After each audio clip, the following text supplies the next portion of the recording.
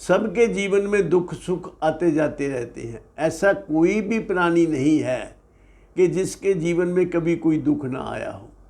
वास्तव में दुख है क्या और सुख है क्या, ये ज़रा समझ लें। सुख का मतलब है दुख का अभाव। अभाव मीन्स ना होना, दुख का ना होना। दुख का अभाव तब ही होगा जब पहले भाव होगा। दुख होगा फिर दुख नहीं होगा तो हम सुख की हमें प्रतीति होगी। तो इसलिए दुख का अभाव ही सुख है, तो दुख भी जरूरी है तभी सुख मिल सकेगा। ऐसे ही सुख का अभाव जो है उसके बाद दुख होता है।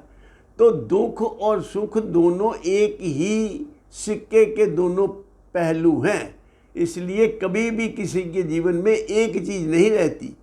सुख की कल्पना दुख के बगैर नहीं की जा सकती। और जिन लोगों को हम अपना इष्ट देव मानते हैं, जिनकी हम भगवान समझकर पूजा करते हैं, भगवान राम हो चाहे भगवान कृष्ण हो, इनके जीवन में भी क्या दुख कम थे।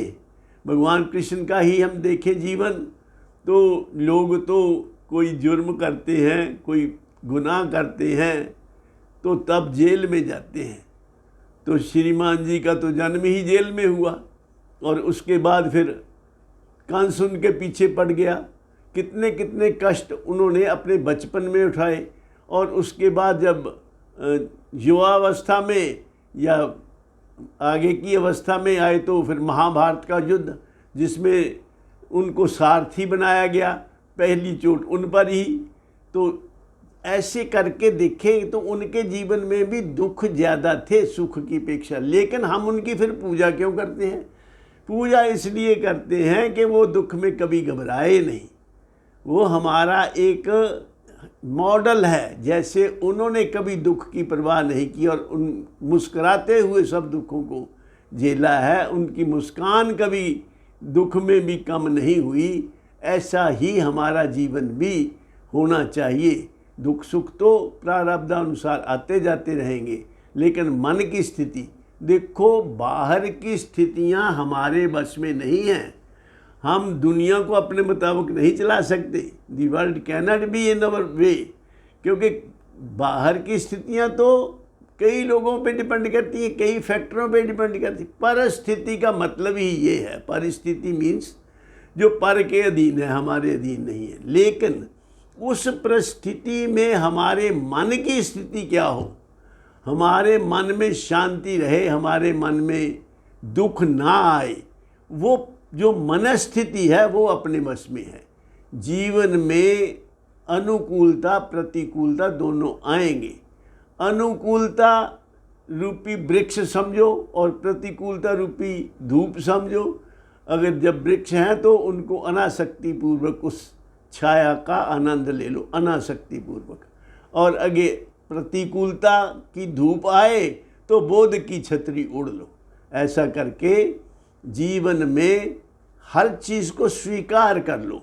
स्वीकार कर लोगे तो दुख की हवा निकल जाती है।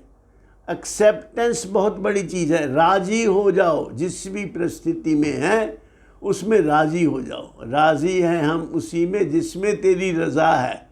यहाँ यूँ भी वाह वाह है और वहाँ भी वाह वाह है। परमात्मा की मर्जी के आगे सिर झुकाओ, उसकी रज़ा में रहना सीख लो, तो फिर कभी भी दुख भी आपको प्रभावित नहीं कर सकेगा। इस तरह अपने जीवन में भगवान ने गीता जी के दूसरे अध्याय के 15वें मंत्र में भी यही बताया, यम ही ना व्यथ्यन्ते ते पुरुषम पुरुषर्ष्व सम दुख सुखम धीरम सो अमृतत्वाय कल्पते। जो दुख सुख में प्रभावित नहीं होता वही अमृत की प्राप्ति के योग्य है। तो इस प्रकार का जीवन जीने से हम कभी भी दुख सुख से परिभावित नहीं होंगे, दोनों में सम रहेंगे तो शांति रहेगी और जीवन आनंदित रहेगा।